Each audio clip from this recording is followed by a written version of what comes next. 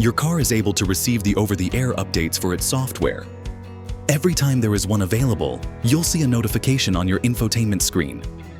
To see more details and install the update, first turn of your car. Tap the Update Available button on your infotainment screen. If you want to know what improvements or new features the update includes and how long will it take to install, tap Further Information.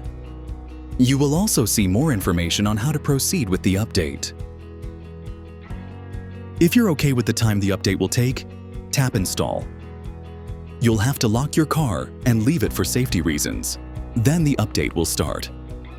When finished, you will be notified on your infotainment screen.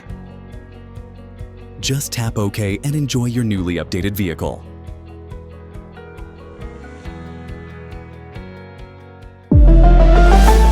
Škoda.